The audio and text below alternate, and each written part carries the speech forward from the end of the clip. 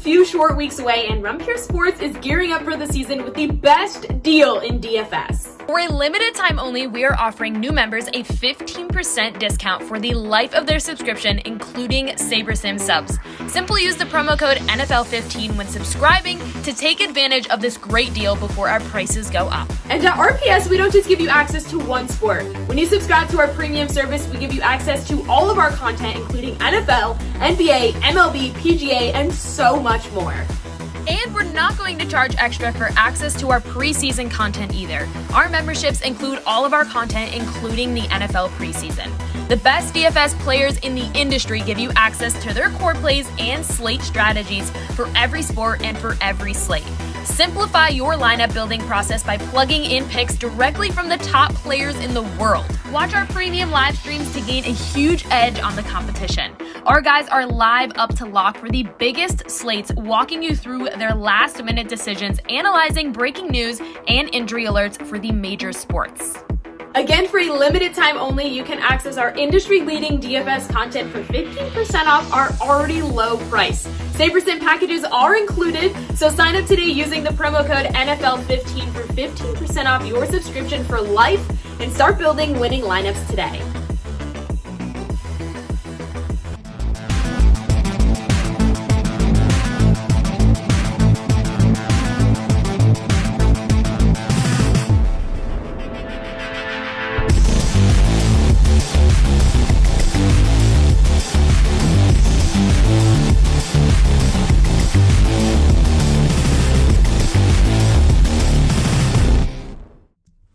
What's up, everyone? We're back for another best ball show here to talk some NFL best ball. We got Simon with us, and we're joined by one of the best tournament players in the industry this week. We got Mr. JSU, Johnny AirPods himself, with us this week. What's going on this week, Johnny?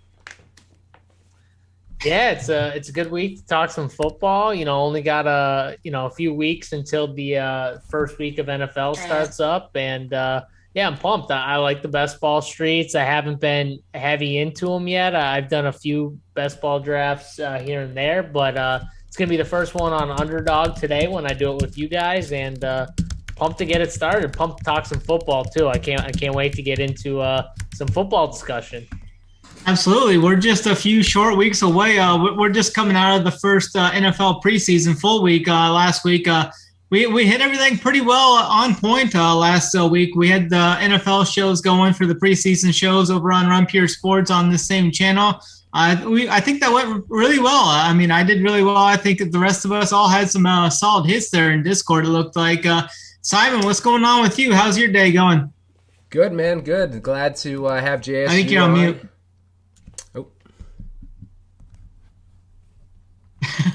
You're still on mute. I'm so used to pressing mute after I do the countdown. I totally forgot. No, I'm doing good, man.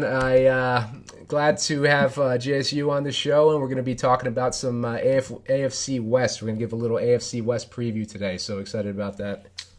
Absolutely. We're going to dive into some AFC West talk, like Simon just mentioned there. We're going to hit on the Broncos, the Chargers, the Chiefs, the Raiders. This is like one of the best divisions to hit on here for the best ball. Like, we've kind of been talking these guys up here over the last few weeks, and the JSU comes in, and we were talking pre-show, and JSU's like, this is my favorite division. This is all the guys that I want to play this year. So, JSU, you want to hit on this division as a whole just before we dive in team by team like we were talking pre-show? Yeah, I mean, just from kind of thinking about strategies for best ball and just different ways to approach it and everything, I kind of took like an approach how we as DFS players, on a week-by-week basis, we kind of look at things, how teams get ownership and where the chalkier spots are. Normally, a lot of times, we see games with the highest totals being some of the games where there's the most popular or the chalkier plays in, a main slate of DFS. And when we look at this year's divisions, and you look at this division, the AFC West, you've got four teams legitimately that can compete and possibly compete for a Super Bowl, in my opinion. And you got four of them all in the same division, all with really good skill players, solid to really good quarterbacks. And you're telling me that I'm going to get all these teams to play at least 6 competitive games against each other? I mean, sign me up. I want as many of these guys as possible because, again, in best ball, I don't got to pick and choose, who goes off which week and whatever. I just want my guys in the best situations as possible. And a lot of people just think when I get to the playoffs, who are my matchups? No, I just want to make sure my guys are in the best situations for the season, the entire season. And to me, that means I want as many competitive games for my players as possible. I don't want blowouts, because even in blowouts, what happens? They start to slow the pace down. They start to, other guys start to get chances to come in and have opportunities to score, so it's just different. I don't want those lopsided games. I want games in which my teams are going to be competitive, and this division is your best shot at it. I think this division is going to be the division when we look back from this year, we're going to say, you know what? This makes total sense. The highest total games of the year are probably going to be Chiefs and Chargers and, Broncos or Raiders. Like, just remember, these teams are different now than they were last year. You got Denver. They lost their defensive-minded head coach. They get a new head coach. You've got all things changing with Pat Mahomes. They lose their offensive star, but they still got all these different weapons. And how do they utilize their offense differently without Tyreek being a focal point of that one? So we look at these things, Russ in Denver. How is this going to change? Well, I'll tell you right now, when you tell me that all 4 teams have competent to really good quarterbacks, that makes me think, okay, all these teams are going in the right direction, because quarterback is where Denver's been hurting for a little bit. The Raiders, I've been a fan of Derek Carr, but not a lot of people are. I've liked him. I think he's a very solid to competent quarterback. And now you're telling me you're upgrading his weapons. It's not just Darren Waller, who he's trying to throw to every time he gets into the red zone. You mean he's got Davante Adams now? You could make the case that those are maybe 2 of the best receiving options when you get into the red zone, and you've got both of them on the same team with Josh McDaniels, who I think is going to help improve their offense, specifically in the run game and using the running backs in passing situations. I think that offense is going to be way more efficient too. So all these things are just making me think I want to load up on this division when I draft, in any draft, honestly, seasonal draft, best ball drafts, whatever you do. I'll guarantee you when it comes to DFS, when the Chargers and the Chiefs play, you're going to be thinking, I need to stack that game. When Denver and the Raiders play, you're going to be thinking, I need to stack that game. So let's be kind of forward thinking with this, and let's use that in these best balls and build some really sick teams with a bunch of, high scoring opportunity games for all these guys. Yeah, absolutely. I definitely think the Raiders are definitely going to be much more efficient. Now, we saw Derek Carr have many games with over 300 yards passing last year. Now he gets Davante Adams. He's got Hunter Renfrow there too with Darren Waller. I mean, they're going to be electric, I think, on offense. And then you look at Chiefs, that they were saying, they lost all those weapons, but Mahomes still looked pretty sharp in that first quarter of the preseason game. He looked pretty sharp. He had some weapons out there. He wasn't too worried. And then we got the Chargers right there with Austin Eckler, Mike Williams, Keenan Allen. I mean, they got that Isaiah Spiller coming in too. He's looking pretty sharp coming in. And then you got the Broncos with Russ Wilson. I think they're going to let Russ cook a little bit more this year too. Jerry Jeudy, Cortland Sutton, Javonte Williams, Melvin Gordon, a lot of targets there too. So I definitely think this is the conference that we want to stack up many totals. I think over 50 points, like you said there. Simon, any thoughts on the overview? Like JSU would hit on there a little bit before we go a little bit team by team here. Yeah, I mean, I think that JSU is right on in that we want the teams that not only are great, but we want them to have the most difficult schedules. And if you look at Warren Sharp's strength of schedule chart, you can see that all four of these teams are on the bottom half of strength of schedule, with the Chiefs having the most difficult.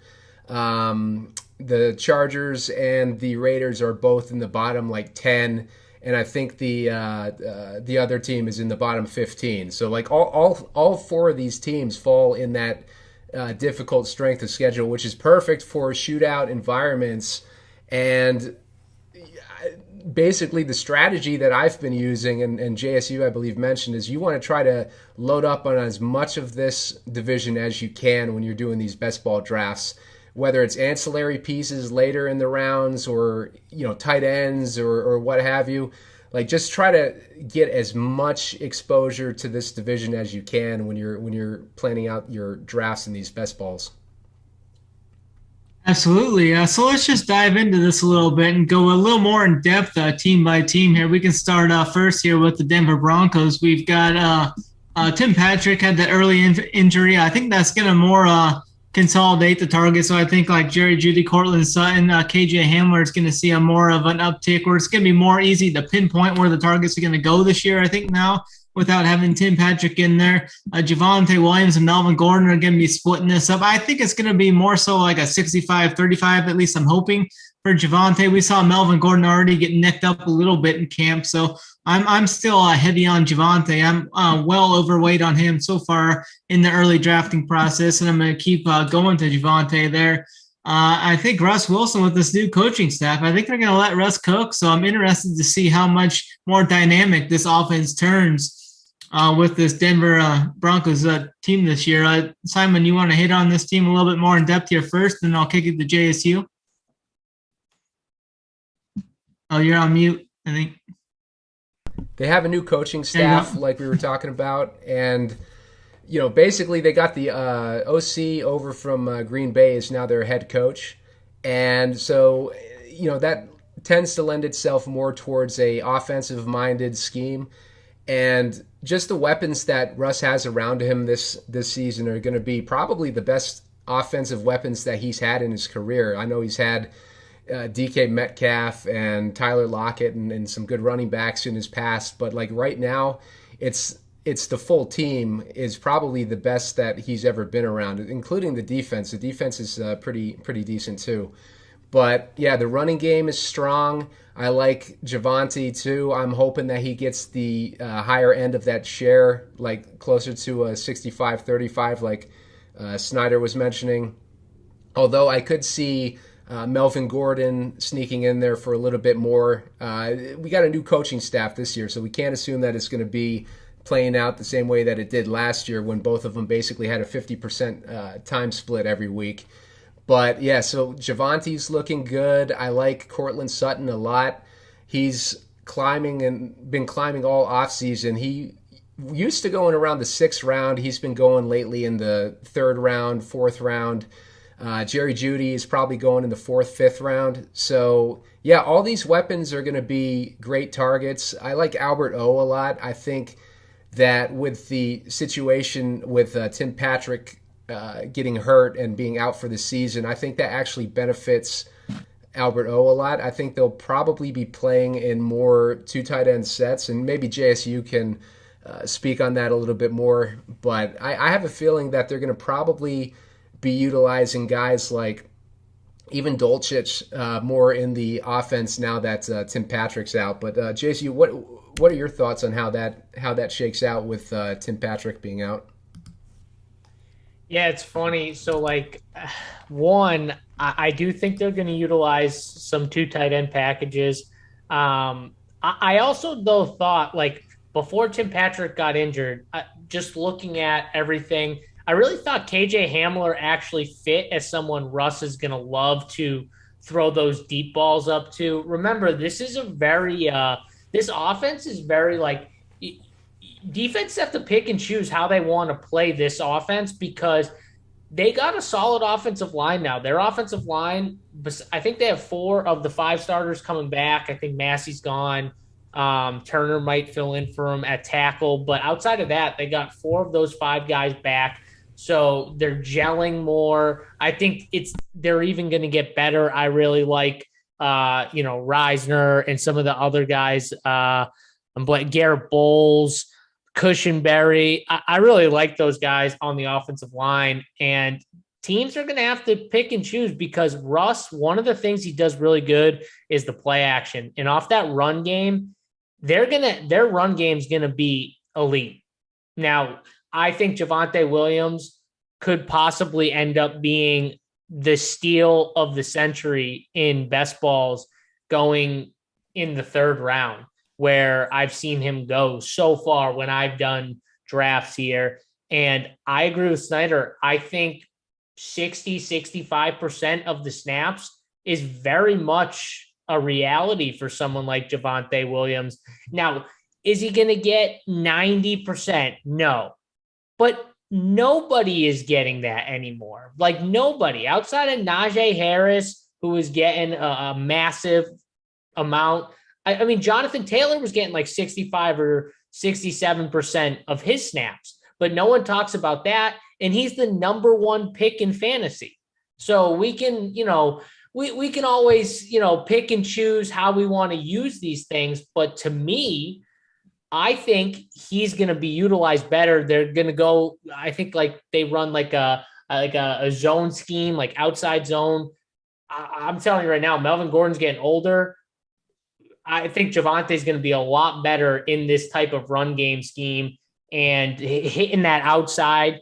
The young leg who's breaking tackles left and right. I mean, I think he had second most to Jonathan Taylor, and he played like half the amount of he had half the amount of carries or so touches. Like that's insane. Like that's absolutely insane.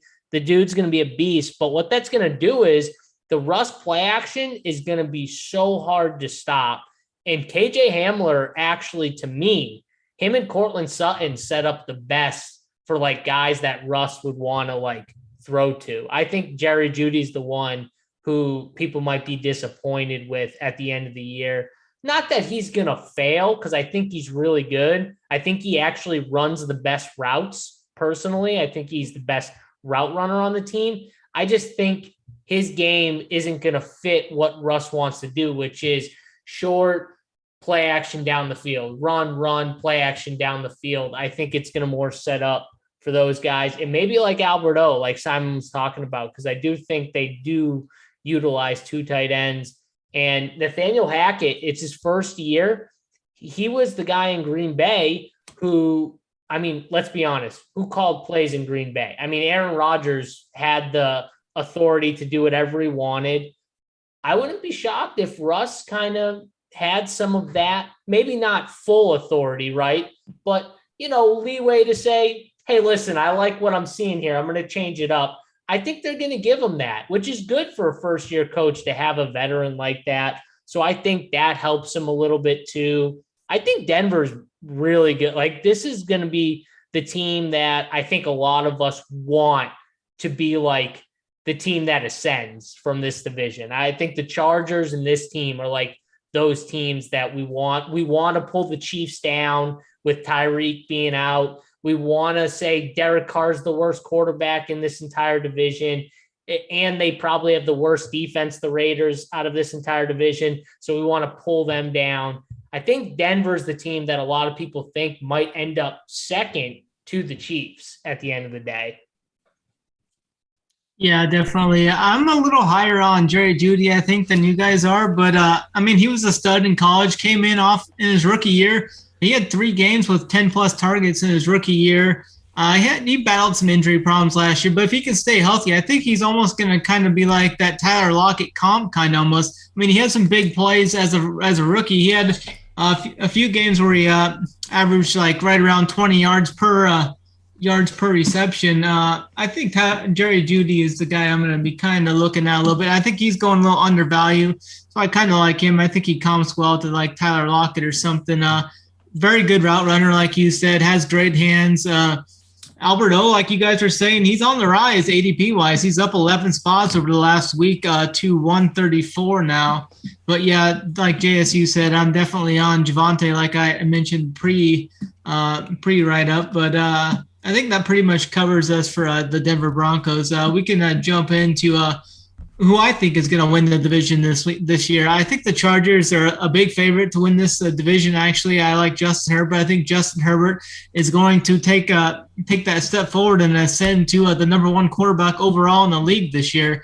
So, Simon, what are you thinking about this Chargers team? I know that the defense got some new pieces. The offense re-signed Mike Williams to that new contract. What are you liking here with the Chargers? I just like the team in general. I like the fact that their defense is strengthened now. I think if they keep that aggressive mentality that they had last year where they were going for it on fourth down all the time, that's going to obviously work much better now that their defense is stronger too. So if they're able to keep that aggressive mentality, I mean, it's going to be ridiculous watching these games. Like, they're just going to, potentially keep running up the score. And, I think it's good all around for this offense. One thing that I'm concerned about is, as far as Austin Eckler is concerned, he's going in the top 10, basically first round right now. And he's been very vocal this season about how he wants to lighten the load and kind of prolong his career, which obviously is a good thing. I mean, if you're a running back, you want to prolong your career as long as possible. But from a fantasy perspective, you never want to hear a running back that you taken in the first round talking about kind of sharing his workload and trying to unload some of his workload. Last season, he had about 20 touchdowns, and that kind of inflated his score. It ended up putting him as a top 2 running back, I believe. We were projecting him to be top 5 last season when we were doing this show. He ended up as the number 2 overall, I think, behind Jonathan Taylor. And a lot of that was because he had a ton of touchdown variance go his way. He scored about 20 touchdowns, as I mentioned. So I'd be a little bit concerned about those touchdowns coming down this year. I think he's a little too expensive for his price. Mike Williams, I like him in the 3rd round. And I like some of these other pieces later on, like Joshua Palmer and Guyton. You can get Guyton in the 18th round. And guys like Gerald Everett, who joined the team this year as their tight end. I believe he came over from Seattle. I believe he was playing for Seattle last year. But yeah, so they got a strong offense. Didn't do too much change in the overall offense other than adding Everett and Isaiah Spiller, the running back that they drafted. Mm-hmm. So the running back that they drafted is a little bit interesting too with those Eckler comments, but he's going a little bit in the 10th. He's going in the 10th round, so that's a little bit too expensive for me. I prefer if he'd be in the 11th, 12th round or something like that, because there's other options that you can get in that 10th round. But overall, I think they're a strong offense. I bet on them to actually win the AFC.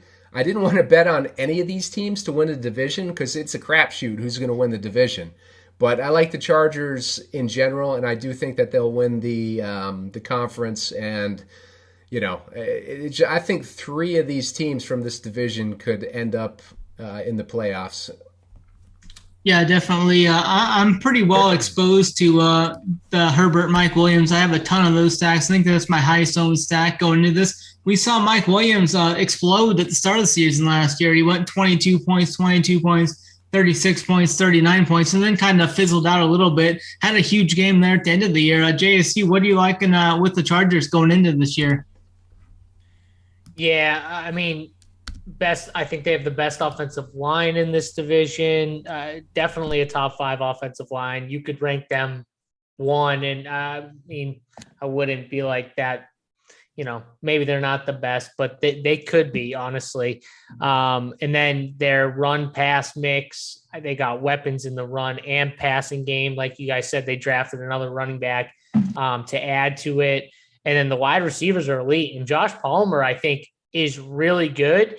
And you just don't realize how good because he's behind 2 killers that are just so good. But you're going to get to see it at some point.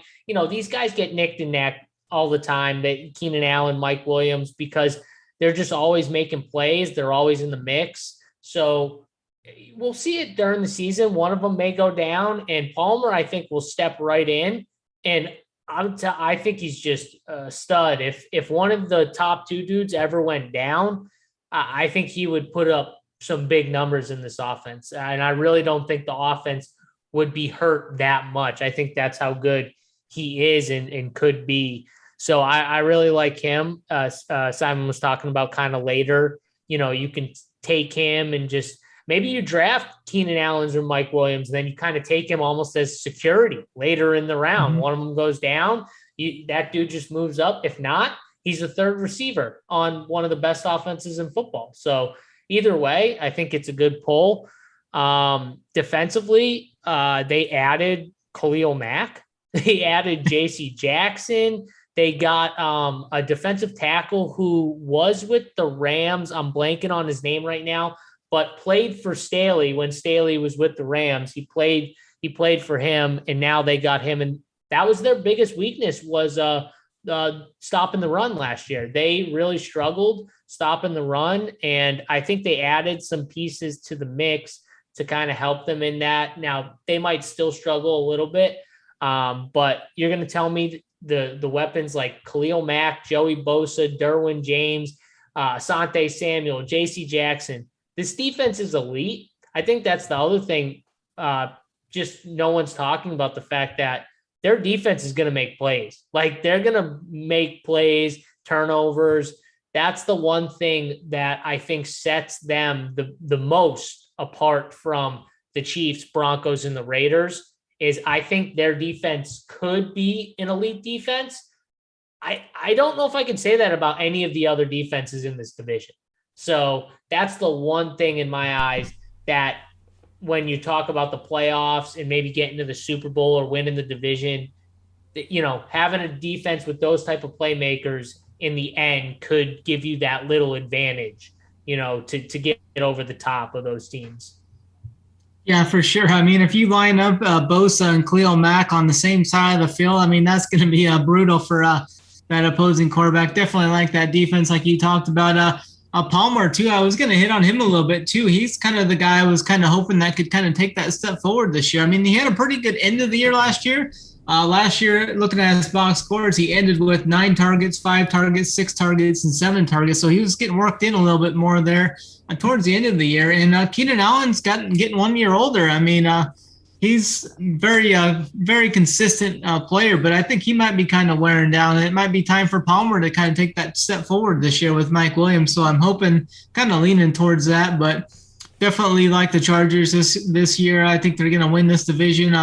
High on Herbert and Mike Williams, like I said. Now we can dive into this Chiefs team. It's going to be a new look Chiefs team here without Tyreek. They still have Travis Kelce. They still have Mecole Hardman. They bring in MVS. They get Juju Smith-Schuster here too.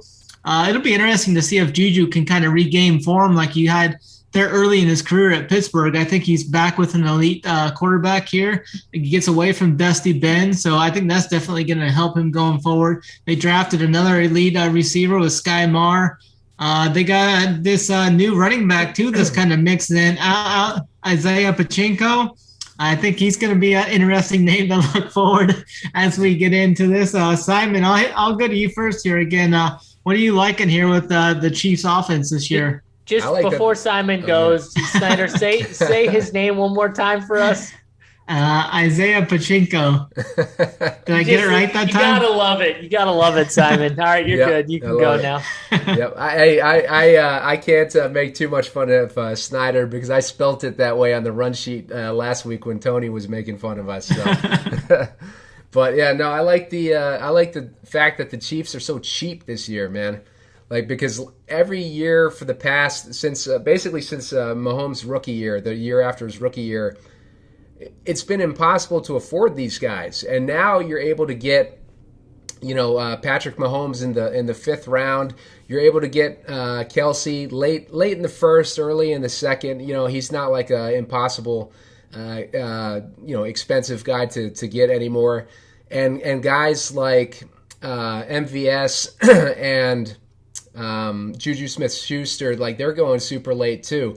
So it's really easy to build these Chiefs stacks, and the Chiefs might be the most underrated team in the division on top of that. So like a lot of people are basically, I won't say ignoring these Chiefs stacks, but I think people are more focused on these other AFC West teams as far as trying to build those stacks and everything. Obviously, like, they're all being drafted super early, so it's not like any of these Chiefs are going under or going undrafted or whatever. But like the point remains, I think the Chiefs are a cheap stack to get on a superpower offense, and they could end up being the top offense in the league. Who knows what's going to happen? Andy Reid offense, they always do well. And losing Tyreek, yeah, it sucks. But Tyreek he's not getting any younger. And some of these other receivers that they brought in, they replaced Tyreek with, two other guys, with Juju and MVS, but then they also drafted Sky Moore, who's looking like a hot prospect too. So I think Patrick Mahomes, from a weapon standpoint, might be even in a better situation than he's been in before, just as far as having like a good quantity. And plus you got Mecole Hardman there still too, and like these guys were mentioning, the running game looks pretty interesting with Pacheco, or whatever his name is, in the mix. He's showing up in camp right now. We don't know how it's going to shake out with running backs right now, but like the hype train is definitely with this Pacheco guy, and he's been climbing from obscurity up into probably like the 13th round. I saw him go in like the 10th round today, so he's getting a little bit too expensive for me. I'd rather focus probably on Clyde Edwards-Helaire, because he's probably getting cheaper at the same time. Yeah, I know you're really high on Patty Mahomes this year, JSU. You can talk on him. Mahomes is down to a QB4, which is really crazy, I think, in the underdog ranks. There's a few guys ahead of him. You can give us the correct pronunciation on the guy, too, as you break him down here soon. So what are you liking the best about these Chiefs guys? Yeah, I mean, you guys hit on the Pat Mahomes thing, but the dip, the buy low situation that we have this year on the best quarterback in the NFL. Like, I mean, I don't know what I'm saying right now. He's going fourth, but he is the best quarterback in the NFL. And you can make the argument that Andy Reid's system, I mean, these weapons are just going to fall into place. As Simon literally talked about like 4 dudes when he was talking about all the weapons that they have. It's ridiculous. My thing with these Chiefs, I think people are focusing on the wrong weapon. And I noticed it because when I was doing my drafts, he's like the last one to go. Mecole Hardman's going to be the Tyreek Hill. I know everyone wants it to be Sky Moore. I know he's the rookie, comes in. He's like the Flash, like new toy. Everyone like wants him to be the man right away. But Mecole Hardman has been in this system for multiple years. And what he has done is sat behind Tyreek Hill and pretty much just watched Tyreek Hill play the role that Mecole would have played if there was no Tyreek Hill. And I do think what they did was when Tyreek Hill they knew that Tyreek Hill, so they drafted Sky Moore. Sky Moore is now going to do what Mecole Hardman did. He's going to play, but he's going to still play less than Mecole, and he's going to learn the role. And I think Mecole Hardman's the one that could ascend and honestly be the wide receiver, either the 1 or the 2 wide receiver when we break down all the numbers at the end of the year. And I think everyone's drafted him as the 4th guy right now, as a wide receiver, not as a weapon. I mean, he'd be the 5th weapon, right? Because we're adding Travis Kelce into the mix. You got MVS is going before him. Juju Smith-Schuster's going before him. Sky Moore, I think, is right with him, maybe. I don't know. You guys might correct me if I'm wrong. Sky Moore's going at 91 ADP. MVS is 96 ADP. And then your guy, Mecole Hardman, is all the way down to 122 ADP. So, and my point alone is just like, I'm sorry, but at 122, you're just taking a shot. You're taking a shot with a guy who has Pat Mahomes as his quarterback and lost, I don't know, what was it, 100 targets from Tyreek Hill or whatever it was, and all the production that came with it.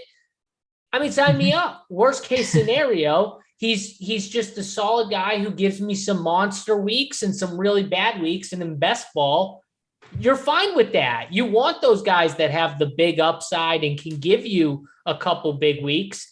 And if he hits his upside, it could be monster. It could be absolutely monstrous. So that's my thing with Mecole Hardman is like, I think for the value that you're getting him at, he's an absolute steal buy if he is the starter and is playing like the Tyreek Hill role. Because that's who you want in the Andy Reid offense outside of Travis Kelce. You want the guy playing that like Tyreek Hill mode, the guy who's going to be in motion all the time, who's going to get some jet sweeps. He's going to get the quick tosses, right? Like Tyreek Hill always got those like quick, just like throw it to him and let him like make a move and go.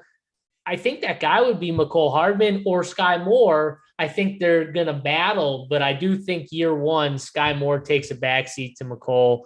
And I think you get good value. Isaiah Pacheco, who you guys were talking about, is another guy who I think 8 weeks, 10 weeks in could just be the starter. We've seen Andy Reid with his running backs. If guys aren't playing well, if they fumble early in games, he'll just hook them. CEH will probably start. How many times have we seen it, though, Snyder, where he just fumbles and then you don't see him again? Derek Gore came in last year, played some time. Jerick McKinnon had a big role. CEH can get hurt too. He's a smaller back, right?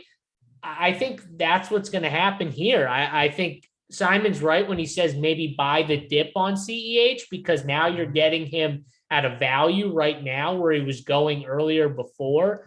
Now that Pacheco's kind of coming out into the light and people are seeing what he possibly could be. But either way, I do think at the end of the day, Pacheco is the starter. Now, the question is how long until he becomes the starter? Is it a thing where it actually has to wait until like CEH goes down and then he gets a chance to show that he's the man and they can't literally pull him off the field, which is, I think, a very real scenario that could happen. Kind of like a little bit with Ramondre Stevenson, where I think the Patriots, they love Damian Harris, but at a certain point towards the end of the year, Stevenson was making so many plays.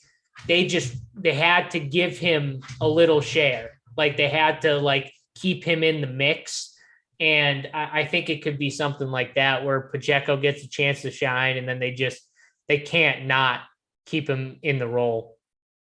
Yeah, definitely. I think that's very fair. There, his ADP is on the rise. I've seen him actually go like in the round 10 and 11 at times, but he's up 37 spots over the last week to 171, which is fine. I think that's a fine spot. It might be a little high for me, but I think that's definitely a fine spot there. I think that covers the Chiefs for us pretty well. We got one team left here in the division, and it's a team that I'm getting quite a bit of exposure to in the Las Vegas Raiders. If I'm drafted late in the first round, I see myself getting a Davante Adams a lot right around that 11, 12 spot. I'm getting a lot of Davante Adams, and then I'm just turning it into like a triple stack. I've got a lot of Adams, Waller, Renfro teams where I'm just loading up on that. We saw Derek Carr. He is going to be a step down from Aaron Rodgers for Adams. But, I mean, just like JSU was saying earlier, I mean, Derek Carr is no stranger to chucking the ball. I mean, he's going to throw – I think he's going to throw many 300-yard-plus games again this year like we saw last year. And then with the addition to Davante, he's only going to increase that upside in the ceiling, I think, for this Raiders passing attack. And they're going to use the running backs a lot better, I think, too, as well. We saw Zamir White in that first preseason game. He looked pretty strong. His ADP is on the rise as well. He's up 20 spots over the last week to 170, 172, somewhere in that range again, too. So I think he's a solid option there. I'm pretty big on Renfro again this year. I played him a lot in DFS last year. He was that consistent cash play that I was always playing. He's always getting 15, 20 points a game. I know Big T was always giving hoop shit about it, but Hunter Renfro was a very consistent play last year. I think I'm off of Josh Jacobs, though, because I'm more so leaning to the Zamir White side. But, yeah, I'll go to you here first, JSU, on the Raiders, and I'll bring you in here first to break this team down. What are you seeing with this Raiders team? I know you like the passing attack. Yeah, I mean, anyone who watched my stuff last year, I I was the only Raiders and Derek Carr supporter, maybe in the group of people who were on the show with me.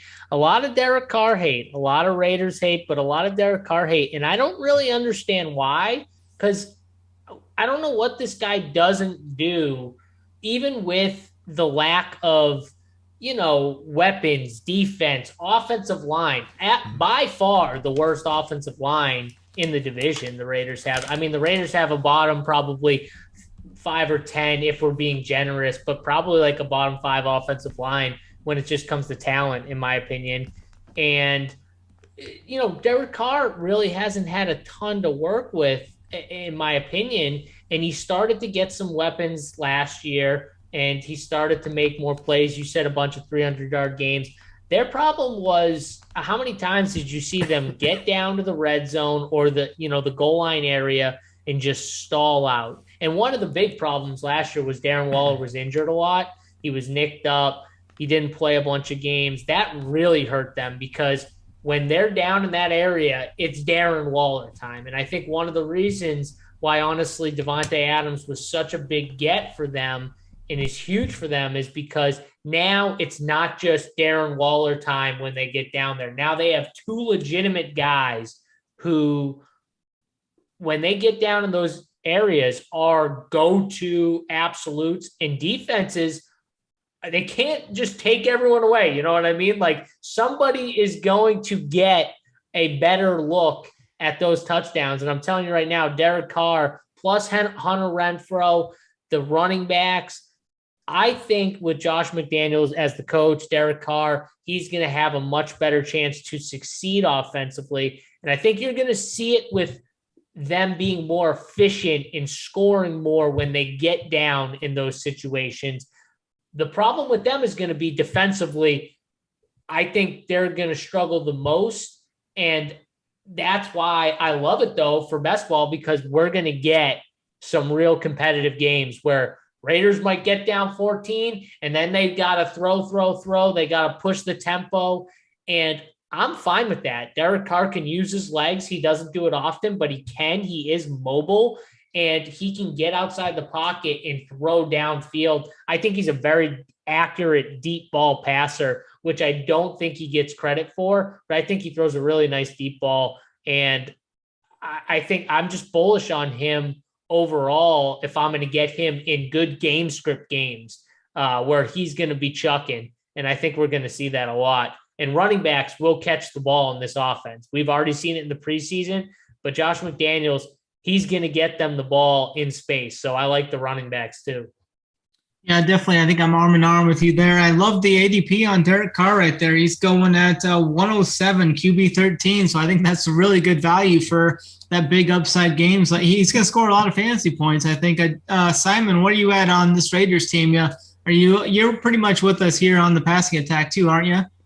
Yeah, I think there's a lot going on this team this year. A lot of storylines, and one of them is Derek Carr and Davante Adams are reunited. They played together in college, Fresno State, I believe, and they had a very ton of success there together. So it'll be interesting to see if they can get that chemistry going again. The Josh McDaniels thing, Josh McDaniels, he was the coach of Denver for, 1 year? He got the head coaching job there a while back, and he didn't exactly blow the doors off there, but he's got a much more talented team, I think, in the Raiders.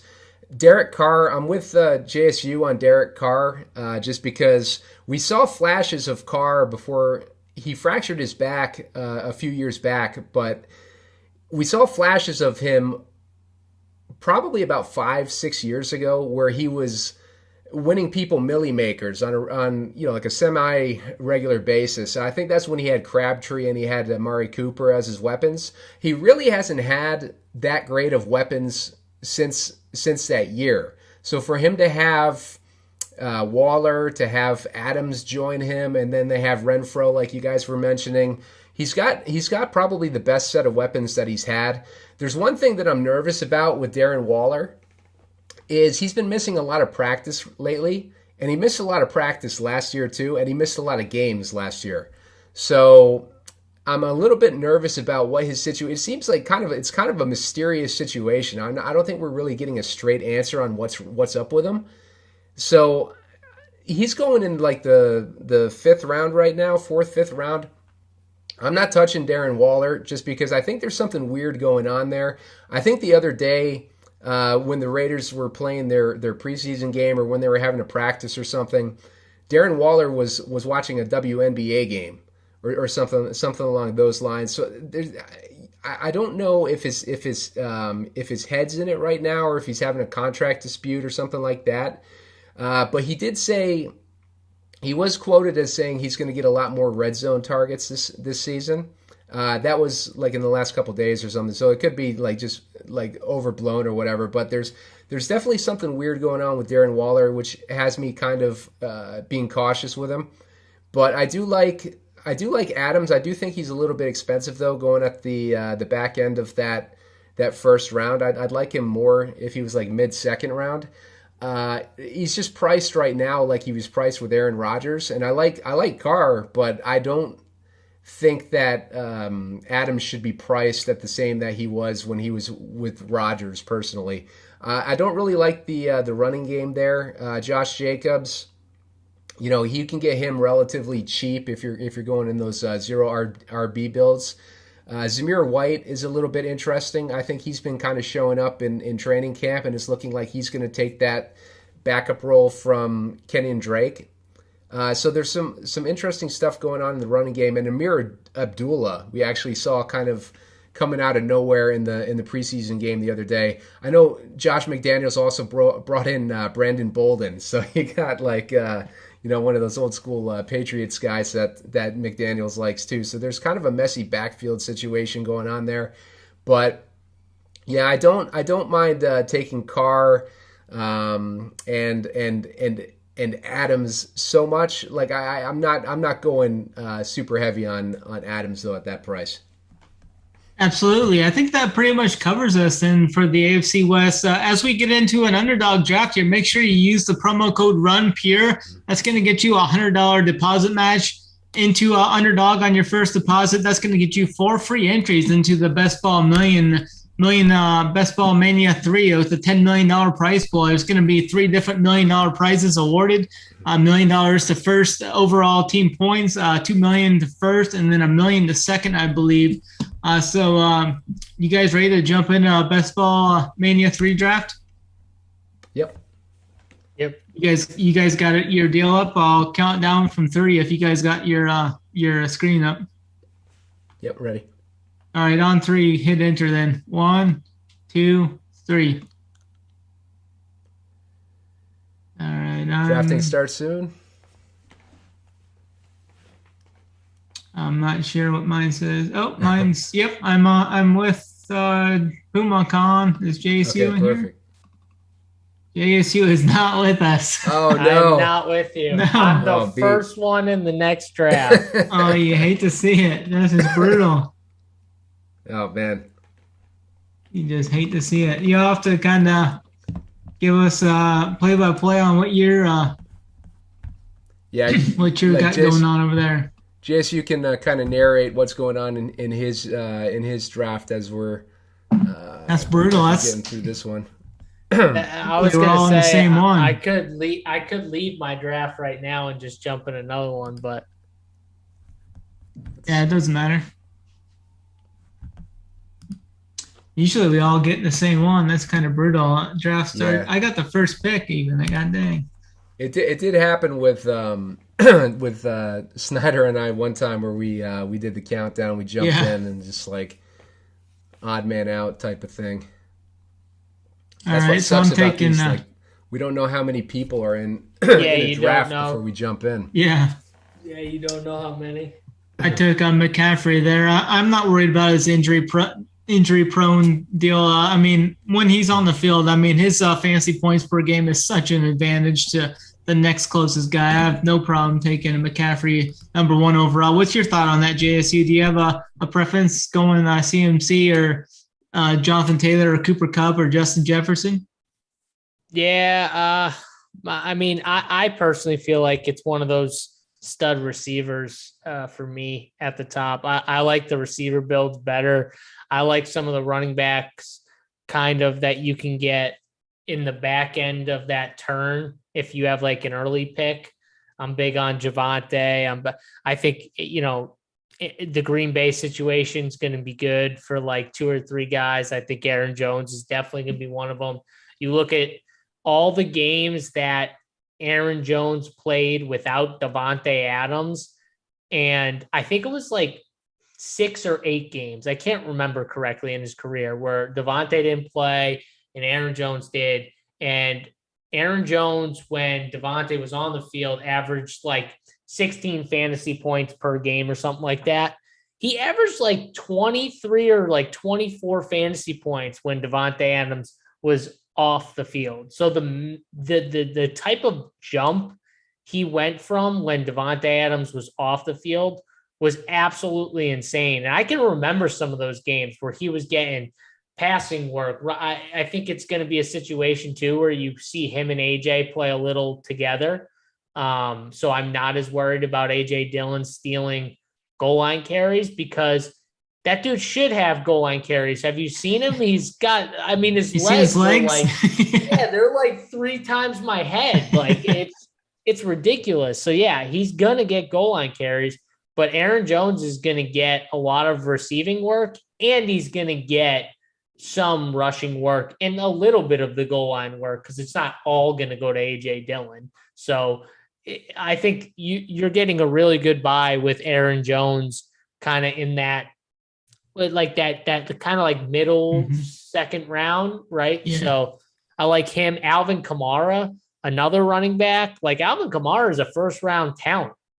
It looks like he's not going to be suspended. Either Schefter came out today and says it looks very unlikely that he'll be suspended now.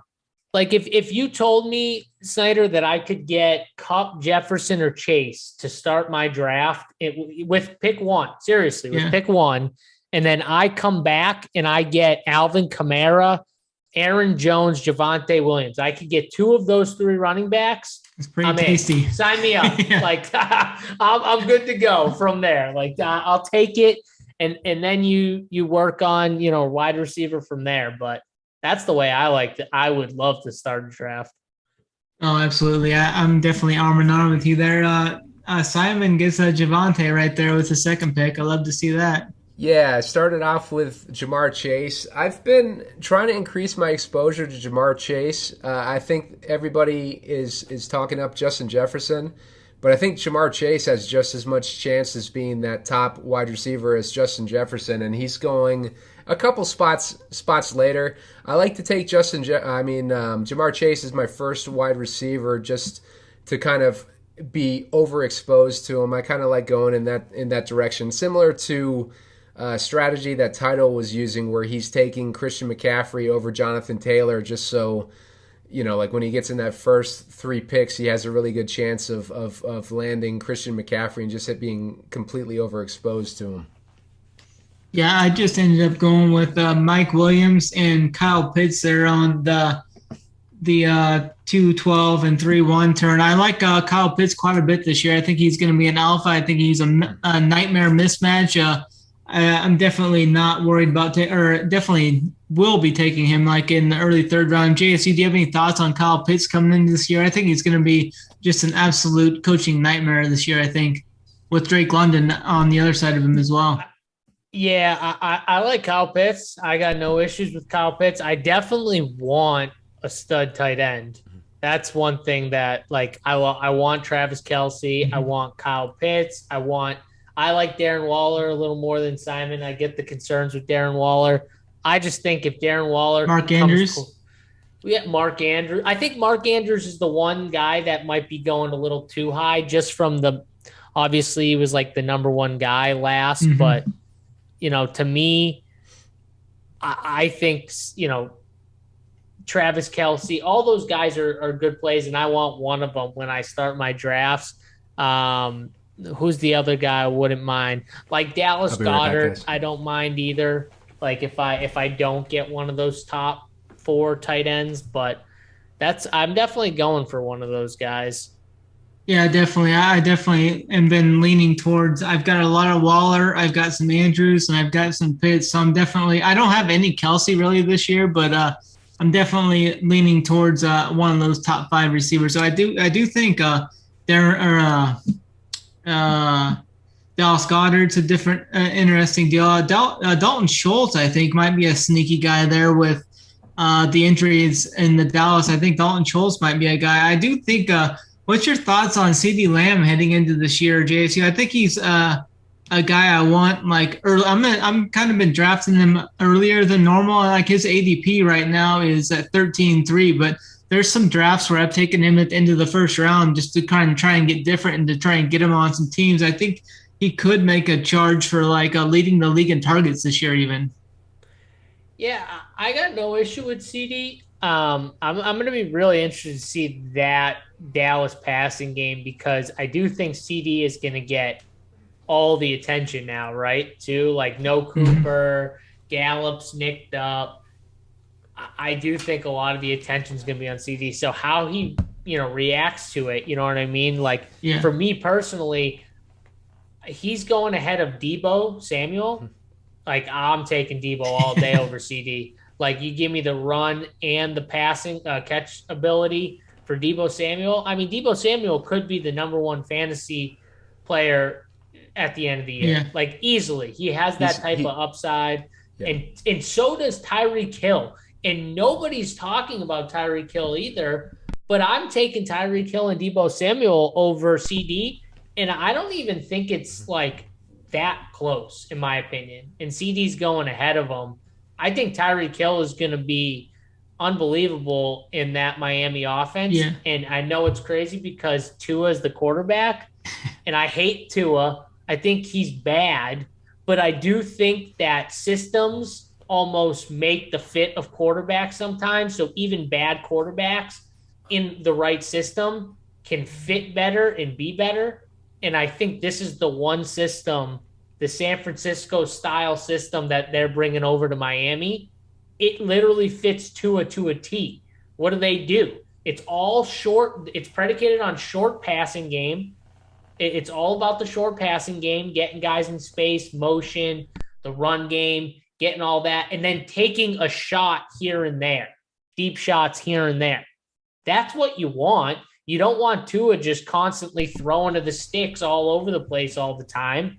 And I think he's going to have really good games, and I think Tyreek Hill is going to get a shitload of volume. What I like about that offense too is the coach, formerly the offensive coordinator of the 49ers, and the 49ers offense was all about getting guys in space open, and getting those yards after the catch. And, like pre-snap motion and all that kind of stuff. So I think that fits Tua perfectly as well. And when you throw a bunch of speedsters like they got in Tyreek Hill and Jalen Waddle in an offense like that with Tua, who's super accurate, like I just think that offense is going to be fire this year. I like that offense a lot.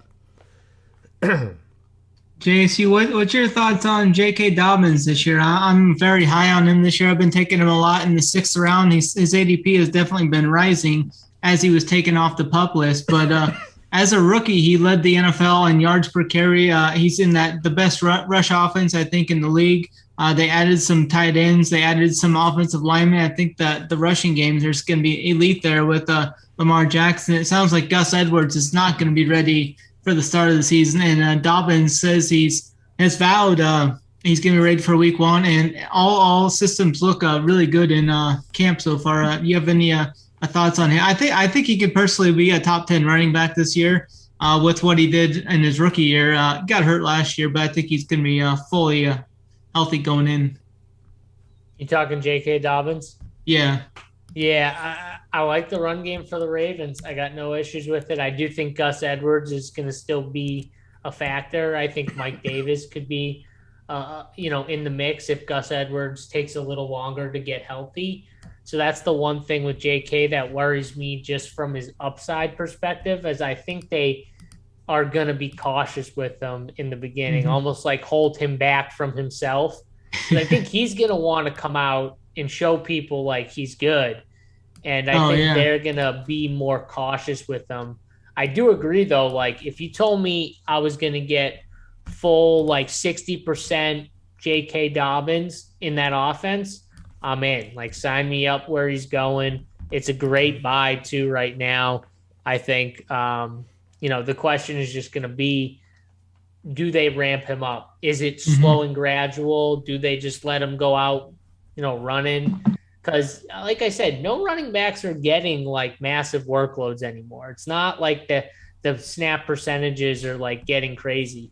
But if you tell me he's getting 50 to 60% of the snaps, I'm in on JK, because that offense is going to be one that, they're going to have success in the run game. They just will. With Lamar, they're going to have good, running back scores. We've seen it with Devontae Freeman last year, who I thought was completely washed. And he still kind of looked washed, but he had some decent games just because there's just going to be success. Even when Lamar was out, the backup quarterback comes in, and there was still some success. Like, it's just their running system is really good. So I'm in on that system. Yeah, definitely. I do want to hit on the Run Pure promo. We've got a new discount code going on right now, the NFL 15. It's going to get you 15% off per month for the life of your subscription. So every month you keep resubbing, you're going to get 15% off of that. That includes the SaberSim product too. So once NFL season comes around, we got NFL, we got college football, we got MLB still going, we got MMA, all sports, one price. All slates. It's going to get you everything on the website and including the Discord chat, which is a huge feature. So in the NFL season, you're going to get all of JSU's player pool. You're going to get JSU's core. You're going to get everything that JSU has going into the tournaments. Same for Big T and Hoop and AP and everybody else on site. So head on over, join the movement, and use that promo code NFL15. Simon, how's your team looking so far? So far, so good. I've got my Hero RB and Javonte Williams. It's kind of a Hero RB build is the way it's kind of shaken out. I got Jamar Chase, Mike Evans, and Marquise Brown as my receivers. And then George Kittle I grabbed as a tight end. And right now I'm looking at either – well, shit, they're both off the board, so never mind. I was looking at Kyler Murray and Jalen Hurts were both – oh, it's my pick. Hang on a sec here. I'm going to grab Trey Lance to go with that Kittle stack basically at ADP. Trey Lance is 71 ADP. I just grabbed him at 69. So I got my quarterback now. Probably look to see if some running back value falls to me so I can grab my second running back. But I just want to hammer wide receivers for the most part at this point. Yeah, I'm going to draft a couple of wide receivers here. I think I'm going to end up taking Allen Lazard and Kadarius Toney. I just drafted Allen Lazard. Yeah, nice. I think he's going to have a big reception increase this year. I think he's going to be huge in the red zone. So JSU, how's your team looking over there? What do you got cooking over there? Yeah, I actually went just kind of off the board here. I went with a double tight end approach, got me some Travis Kelce and Darren Waller. My two running backs right now are Kamara, Jk Dobbins. There you go. And then I got Mike Williams and Lazard as my two wide receivers right now. So I missed out. I got snagged on my Mahomes in the 5th round. He went right 2 picks before me, so I couldn't get him. And, Herbert went, so I went with the double tight end strategy. And, I think it's an interesting one for scoring system like this and just trying to build unique rosters out. So, yeah, like I said, I wanted more guys from that division. So, I'm sitting on McCaffrey, Cam Akers, Jk Dobbins, Mike Williams, Allen Lazard, Kadarius Toney, and Kyle Pitts so far. Not sure where I'm going to go to stack this up. I was trying to get Justin Herbert, but he went just before the pick got back to me.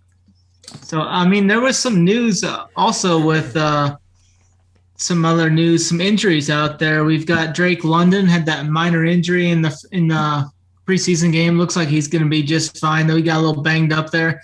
Elijah Mitchell, a hamstring injury. He's probably going to be ready for week 1, but he's going to be out for the preseason. So Elijah Mitchell, they are hoping it's going to be ready for week 1. So that's something to watch out for. You always hate to see a hamstring injury before they even get into a. Yeah, for sure. And then Devonta Smith's got a groin injury as well. So there's a few injuries to take note of as we're getting into the preseason there. Any thoughts on those injuries by you guys? Yeah, I mean, like those hamstring injuries in the preseason are always like, man, they're never good because they kind of indicate it could be like a lingering thing throughout the season or something. You never know how bad they're going to be, and I always hate hearing that when one of my highly drafted guys that ends up with a freaking hamstring injury in the preseason. It's never good. Yeah, I had a question for you, JC. I kind of wanted to gauge your opinion on Antonio Gibson for the Washington. I've been off of him. I've been saying that I'm going to be off him this year. I didn't like how they tried to trade for the Bills tried to trade for McKissick and they wouldn't give him away. And then they spent quite a bit of draft equity on Brian Robinson in the 3rd or 4th round, I believe. So I think Gibson fumbled on his second touch of the preseason. He got sat down. They brought in Brian Robinson. He scored the touchdown, and then Gibson came back in with the second team, back with Hinkie. So I'm off of Gibson this year. What's your thoughts on this Washington backfield? Yeah, I'm staying away from Gibson for sure. Now, if you want to take a late flyer, where's Robinson going right now? And he's down there, right? 16. Like to me, I think you can take stabs on someone like him. He's 164 in ADP. Like that's a guy I'm fine with taking a stab on, and just taking my shot later. But I don't like Gibson. If for whatever reason, I don't think they like Gibson. Like I don't understand it. It doesn't make sense to me, but it's just clear to me. Like it was clear to me last year that they didn't really like him that much. Like I don't get it. I don't get why a guy coming out of college who's like a pass catching, running, dual threat type guy, you're not using more in the passing game, and you're giving him just pounding them up the middle 20 times, but you're not giving them looks at, out in space. Like I don't get it. And yeah, that's how I see that. I mean, I don't know. I'm just not a fan. One team though, that I do think is going to show a lot of progression is the Jacksonville Jaguars. And I think a lot of people were drafting Trevor Lawrence last year, like hoping that he was just going to come out of college and just stun the NFL. And they realized real quick that there's growing pains for a lot of these rookies. And I tried to say it. I can remember we did one of these shows last year. I was trying so hard to tell everyone to stop drafting rookie QBs. You don't need to do it in these type of it because you're not going to get that upside that you're hoping for, and you're drafting them over guys that are proven guys that have done it and shown upside. Now, I think that second year is where you buy the dip on a guy like Trevor Lawrence, who, if he had a decent first year, would have been going literally like 35 spots ahead or 40 spots ahead of where he is going now.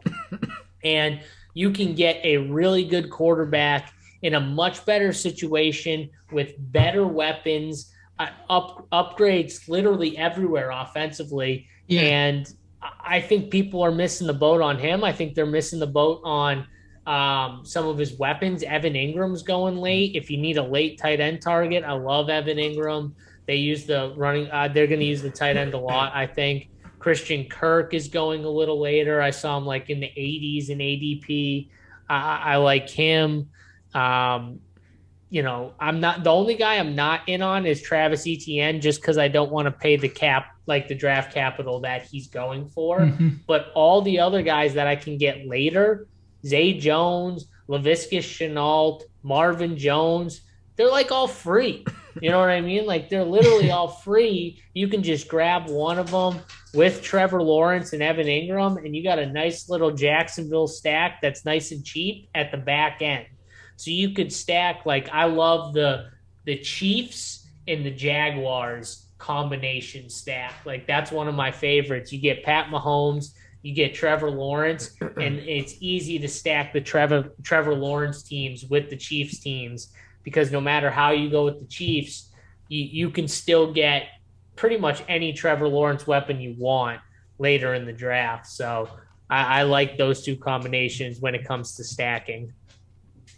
Do you have any conviction on the Houston passing attack? Like, Brandon Cooks is going pretty high, but Davis Mills showed some upside there with some 300-yard games last year. He's going dirt cheap. You can get him like in the last round sometimes. You have any thoughts on like John Minchie before he got hurt was a guy that you could stack up with him? You can go with like Nico Collins with him too, very, very cheap. Any thoughts on that? Yeah, so I do think you can take stabs on a guy like Davis Mills. Brandon Cooks is too high for me. It's like the same situation with Travis Etienne. Yeah. Like, I'm not going to pay that much for that offense, no matter if I think there's going to be improvement, like I think there is in Jacksonville. I do think Davis Mills is going to be better than he was last year. I do think the Texans offensively are going to look better than they did last year. I think you're going to see some jumps for some guys, but I think you can spend a later draft pick like a Nico Collins, take a shot, someone like, or the running backs. You want to take a shot on Dameon Pierce, Marlon Mack, those type of guys who you think have a chance of starting, have a chance of growing into a role, got no issues with. But they're not a team I want to overload my roster with, with guys, and I don't want to spend a high draft pick on them. So that's the way I kind of look at Houston personally. Just, I'm fine with Davis Mills if he's like, you're waiting on quarterback because you drafted Justin Herbert and you're just like, oh, I'll grab, Davis Mills at the end of the draft with like Nico Collins. That works, but I'm not like forcing it. Jesse, do you have a favorite, like structural build when you're doing these drafts, or is there like a particular like hero RB, zero RB like type of build that you usually prefer to end up on? Yeah, so like if I don't get those running backs I was talking about, like in the second and third round, and I end up like having to go receiver, or I get a late first round pick, so I kind of only get stuck with one, I'll sometimes just skip one and go receiver, tight end, or receiver, because I do like the running backs in that fifth round to like ninth round gap that I can get. I think guys like Jk Dobbins, AJ Dillon, who else? I think James Cook is really sneaky. I think they're going to use him in different ways. Devin Singletary. I think you can take some of those Bills running backs because I like Breece Hall's right there too. Well, I also like that the Bills, I think they're going to be up a lot because I think they're obviously a really good team. I think they're in situations where the running backs should be more drafted because I think they're going to be running the ball a lot more in that system, kind of taking pressure off Josh Allen. They're not going to need to use Josh Allen's legs as much in games where they're already up and they're just kind of coasting. So that's going to lead to more handoffs for running backs. And sometimes it's going to lead to more, Devin Singletary, take a break. James Cook's going to come in because we're up 21-0 in the, second half. So that's where I'm thinking, like, those are the running backs you want, those backup running backs that you think could play a little, even if the game's close, but can also get garbage run and spell guys when they're up. You want to attack those guys. I think James Cook fits that mold perfectly. I think the Isaiah Spiller kid for the Chargers fits that mold pretty well too. If the Chargers kind of get up and are coasting a little bit. So I think it's definitely something I like a lot, Simon, is waiting on running back if I don't get Javonte, Kamara, Aaron Jones, I guess would be the other guy. Yeah. Speaking of which, I just grabbed Isaiah Spiller in my draft Oh yeah. Yeah, I was looking at Rashad White. I kind of like Rashad White better, but Snyder took him at the turn there, so he beat me to it. But Snyder, you don't have a quarterback yet on your team. Don't. So what are you thinking here? Like, I'm gonna get probably 3 quarterbacks late, like a Daniel Jones, a Trevor Lawrence, maybe even throw in Davis Mills. Like if I kind of missed out on the boat of getting like an elite quarterback like I wanted, so I'm not gonna settle for.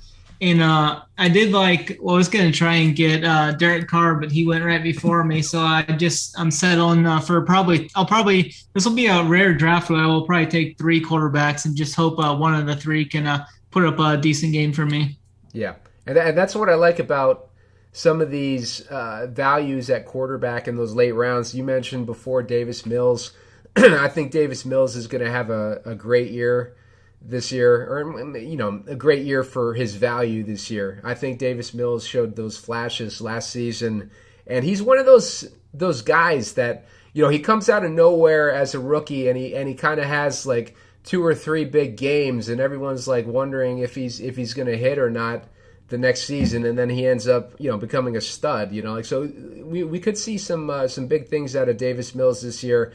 I'm with JSU on Trevor Lawrence. I've been drafting a shitload of Jaguars as my secondary stacks in these.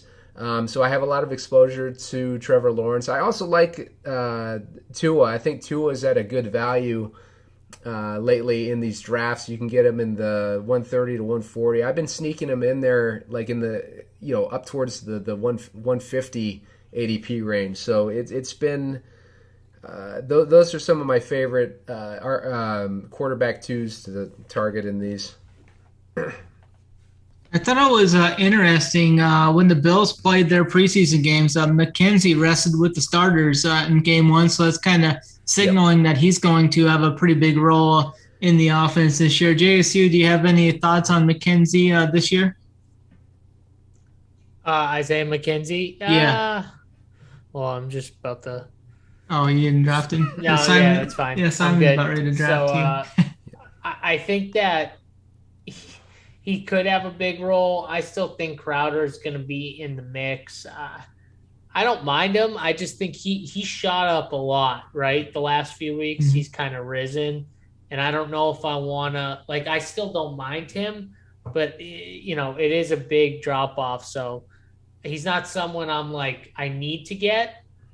For me personally, I think if we're talking later round wide receivers like Romeo Doubs, possibly being maybe the number 2 for Aaron Rodgers, give me a Aaron Rodgers wide receiver. I don't know, a number 2 guy for Aaron Rodgers sounds pretty good to me. Yeah. So I think he's really interesting. Jarvis Landry, another guy that nobody's talking about. He's got a 149 and a half ADP. That's just crazy. He could be he could end up being the leading target getter in that offense, and I wouldn't be shocked. I mean, Mike Thomas hasn't played football in how long? I'm sure he's going to have a ton of rust. They got Chris Olave, who I think is a really good draft pick, who I think is going to end up being a good wide receiver, but he's a rookie. I think he's going to have games where it's hit or miss. You know what I mean? Where for best ball, that's great. But if you're looking for consistency, I think Jarvis Landry is going to give you some consistent fantasy production, and you can get him way late. I mean, you can honestly get him around the same area that you're getting Isaiah McKenzie, and I think that's crazy, personally. Yeah, Simon, do you have any thoughts on Isaiah McKenzie with him sitting with the starters? Yeah, no, I like it for McKenzie. Snyder and I have been stroking McKenzie all offseason, and I was disappointed when Jamison Crowder ended up on that team because we didn't want McKenzie to lose that gig. But it looks like McKenzie is just playing out, flat out beating him out in camp and everything. So it's looking good for his prospects. McKenzie was going in the 18th round for a large part of this off season, and now he's going he's at looking at him right now. His ADP is 155, so he's definitely been climbing. Yeah, for sure. Another thing for the Packers, they just finally activated Christian Watson. He's got a lot of ground to make up now with Romeo Dubes kind of been the highlight star of camp so far. So it'd be interesting to see if Christian Watson can kind of get acclimated to the NFL game and can kind of get back on the level of Dubes. Any thoughts from you, JSU? I know you're a Packers guy with Dubes or Watson. Yeah, first of all, I'm not a Packers fan, all right? I do have an Aaron Rodgers jersey. He's won me a lot of money in the past, so I am a fan of Aaron Rodgers. The hairdo, though, all that stuff, that needs to go. He needs to figure that stuff out. I don't know what he's doing with the hair buns and all that stuff. I'm not in on that. But I think Aaron Rodgers is a great quarterback. I honestly think, though, like, just in my head, you look at that offense, he makes some these receivers better. And you can say Davante Adams is amazing and did a lot for his own stuff, but Aaron Rodgers made everybody better. And that includes Davante. It includes the guys before him, like Jordy Nelson, like all those guys that had big years with Aaron Rodgers. Yeah, some of them were good receivers, but Aaron Rodgers made them better than what they actually were, and he will do that with this year's group of wide receivers. I think Allen Lazard's going to have a really big year. Allen Lazard ain't some world beater. He's not like some crazy, elite talent wide receiver. No, but Aaron Rodgers is comfortable with him. He's comfortable in the red zone, I think, throwing to him, and I think that leads to success. Romeo Doubs actually looks like he has big talent. And if Aaron Rodgers gets comfortable with you, he could have a big year. So I'm definitely in on these Packers receivers. If Watson's the guy that gets the leg up, maybe he makes up ground like Snyder said, and he can get in the mix. But to me, I think Doubs and Lazard are going to be the two gets with those running backs. I think you're going to want in drafts, honestly, I like the idea of trying to get one running back and one of those two wide receivers and just kind of look, because that offense is going to give you good fantasy production. Yeah, for sure. I'm going to draft here. I'm going to take Tyler Higbee. I kind of like some Tyler Higbee this year. He's kind of going overlooked, I think, this year. I think he's going to be a consistent number 2. Like, I just took him at 168. I think that's a fair price tag on him. So I'm looking at him as my tight end 2. I need to draft another receiver here. Yeah, I'm just going to go here. I just completely missed my opportunity to draft Pacheco. And I can't remember who I got instead of him. I ended up with taking Jahan Dotson. Hunter Henry. I think I drafted when Pacheco was on the board, and I was like, in like were we in the 14th round? Yeah.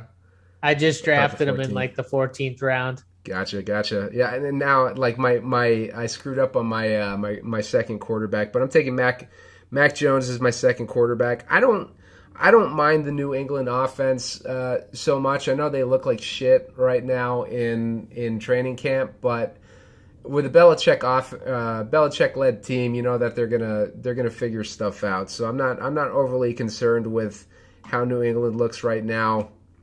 I do think that they have some decent weapons on the team with Hunter Henry and the running backs, and then you got Mac Jones. I like Kendrick Bourne as a late round flyer.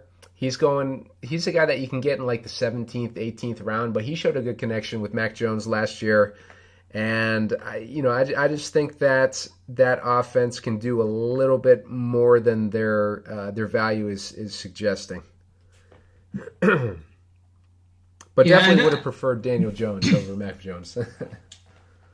Yeah, JSU, what are you thinking about the Lions this year? Jared Goff, Roma St. Brown, Jameson Williams. He suffered that ACL injury in the national title game, but he's close to returning this year. I think he'll return, maybe be full strength by midseason. What's your thoughts on the Lions this year? You got DeAndre Swift there too. I think it's going to be great out of the backfield. I think he's going to be kind of a workhorse back.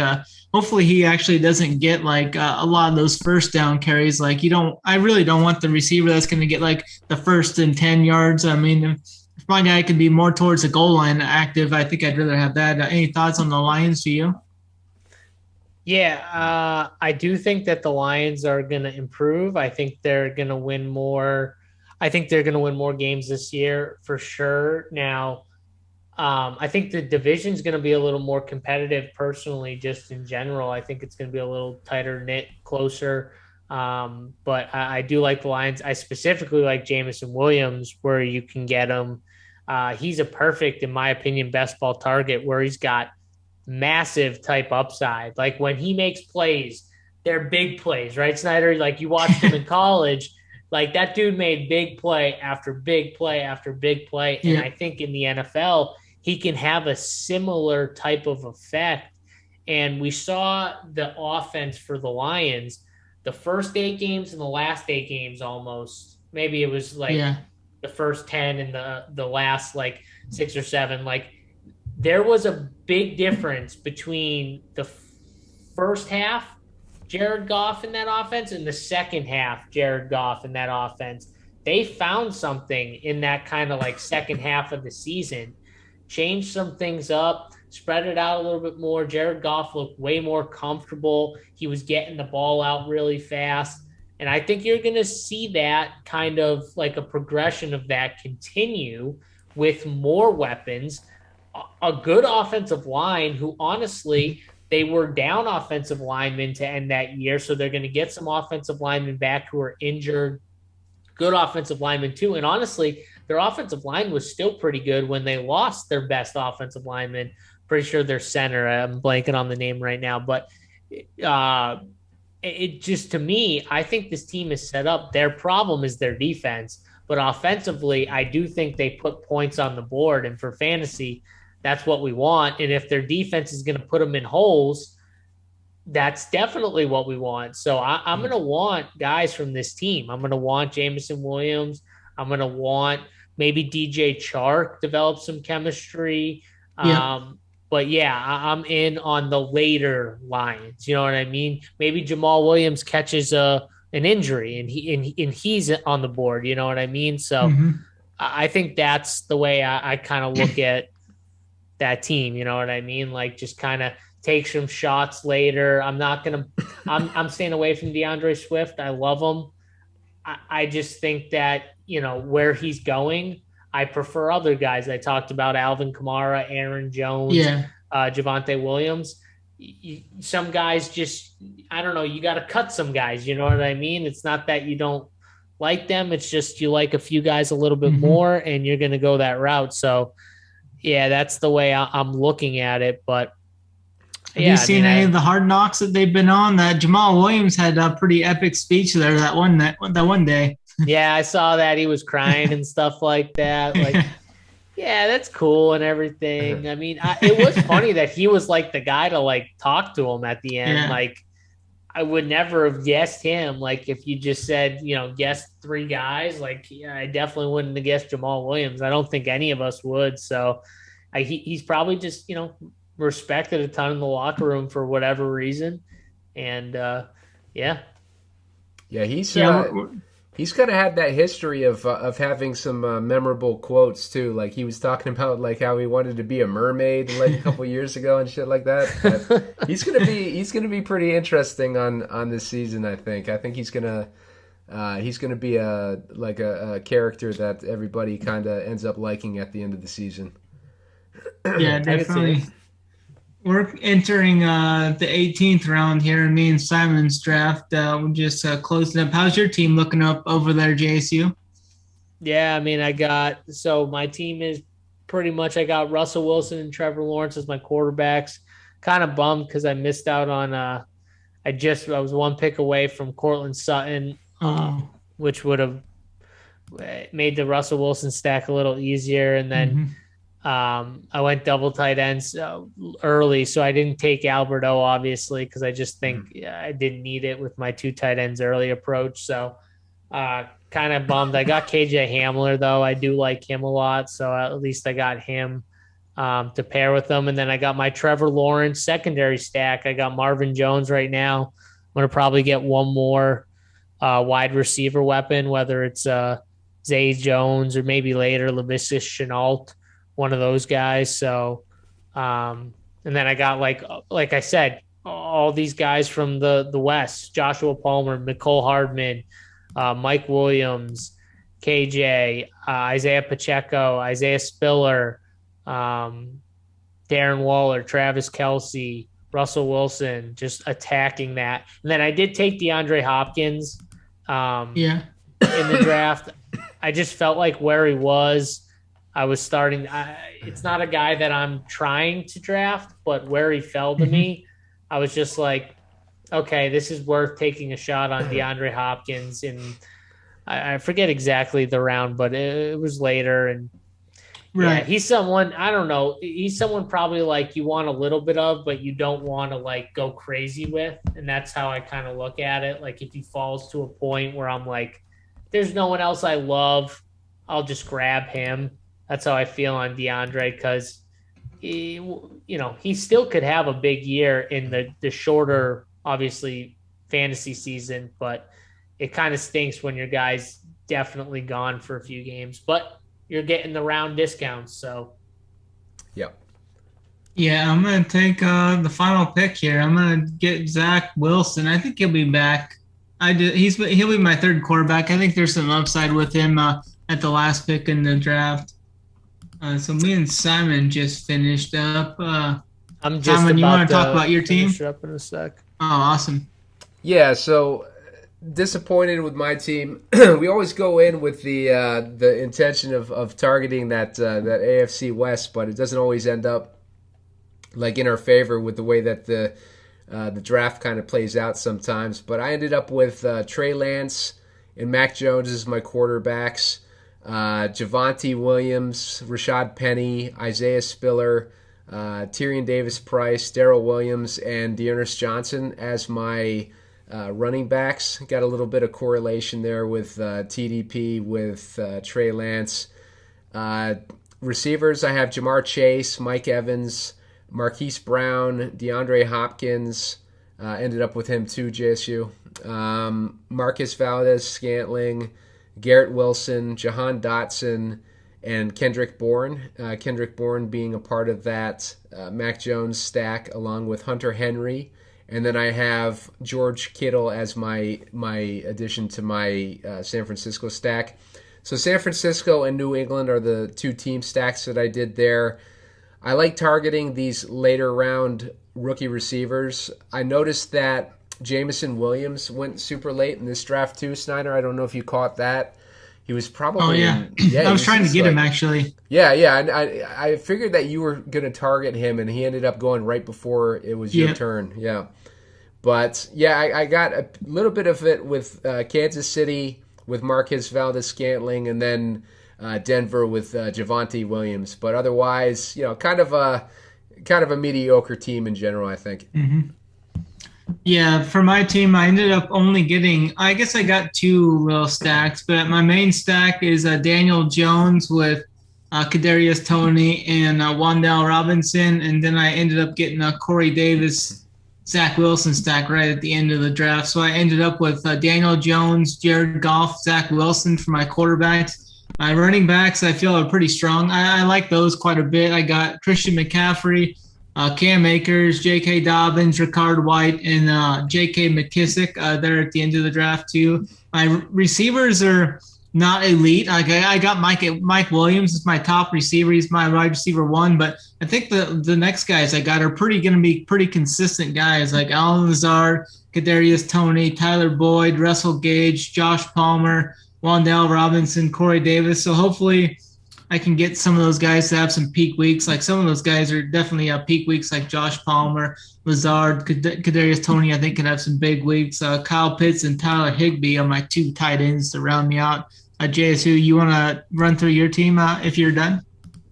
Yeah, I just finished up. I totally forgot that underdog is 18 rounds. Throws me off because obviously DK's 20, but underdog's 18. So in my head, I was thinking 20 rounds. So when I got to the 17-18 turn, I was like, oh, wait, these are my last two picks. I mean, I pretty much read out my team for the most part.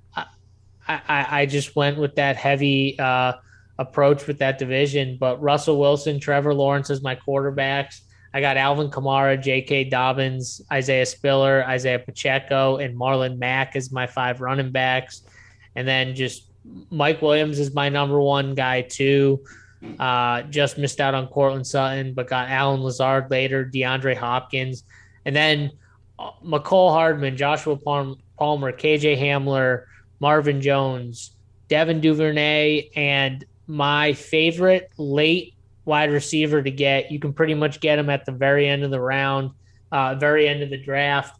Terence Marshall, who no one's really talking about, but this kid is like an elite stud, like played on that LSU team with all those good players.